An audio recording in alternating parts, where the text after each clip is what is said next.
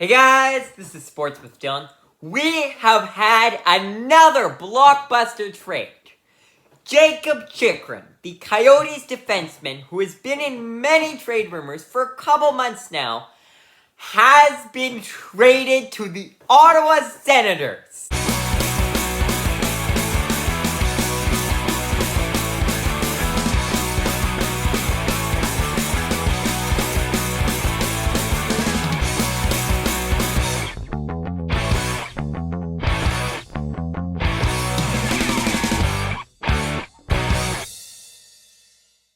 Jakob Chychrun is a very solid defenseman. He was drafted in the first round of the 2016 NHL draft and has been a very good player for the Coyotes standards since then. But Coyotes are the Coyotes, which means they're gonna ship out all of their good young players eventually. It's only a matter of time until Clayton Keller goes as well. It's probably gonna be a couple of years. I quite like Keller there, and he is a superstar. But I do not believe he will finish his career in Arizona. Just like Chychrun, who was traded today.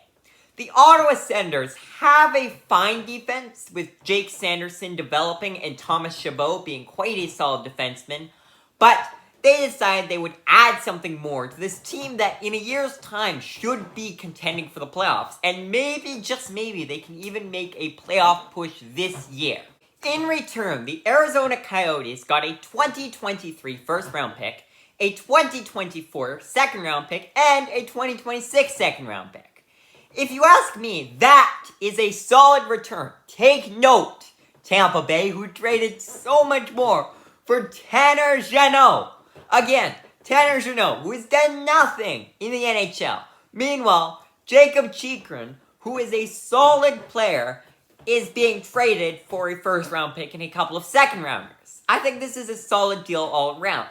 The Senators didn't even have to give up a prospect, which means they can continue to build this young team around this core, now including Chychrun, while the Coyotes, who are clearly not going anywhere in the next 5, 10, 50, 100, it's tough to say, but for a long time, now we'll get a couple more picks to hopefully develop into some good players, and will get traded away once they're 5 years into their career. I think the most appealing thing about Jakob Chychrun is that he does not have that large of a cap hit, which means the Coyotes didn't have to retain anything, and the Senators took it all on, no problem.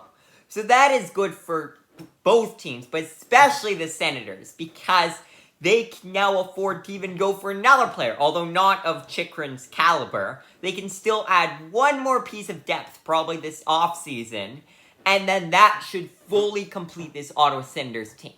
This year, the Eastern Conference is quite a hard conference to be in. But I think next year, with the core of Tim Stützle, Brady Tkachuk, Alex DeBrincat, Thomas Chabot, Jakob Chychrun, and a couple more young guys developing, such as Drake Batherson, Jake Sanderson, and Shane Pinto, I think this team is going to be really, really good. They have made very, very few mistakes over the past years in drafting. They know how to run a rebuild.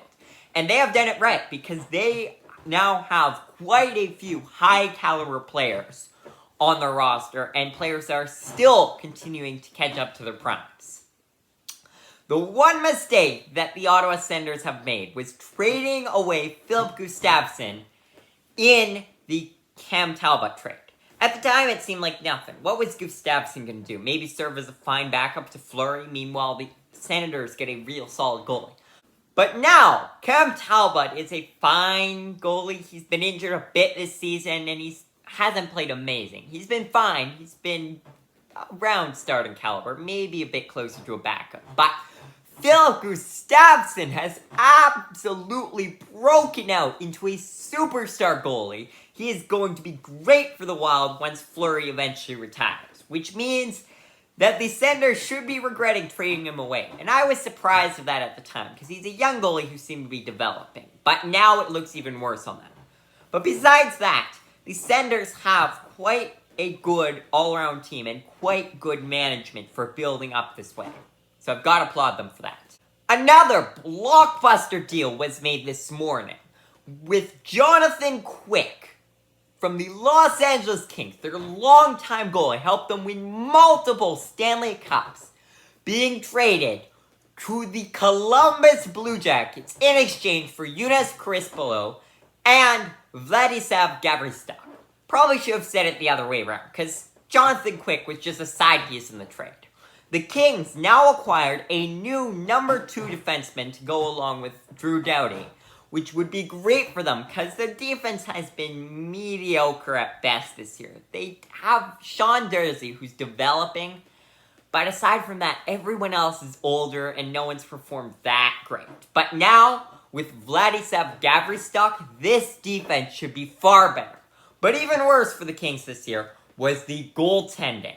It was absolutely awful. Coming into the season, they looked pretty good. They had Jonathan Quick, who is slowly starting to go down in caliber, but they had Cal Peterson, who's looking to be a very good successor to him. But, start of the season, Cal Peterson started off awful. I would argue the worst goalie in the league.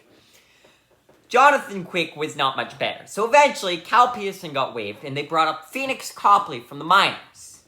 Copley was serviceable at best. He was fine, but he still wasn't a very good goalie. Meanwhile, Quick continued not to play very well.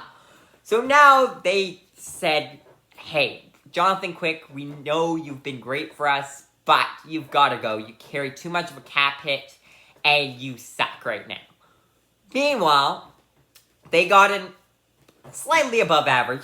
Wasn't who I would have gone for. I don't think Joonas Krispolo is great, but he's definitely on upgrade on what they've had so far this year.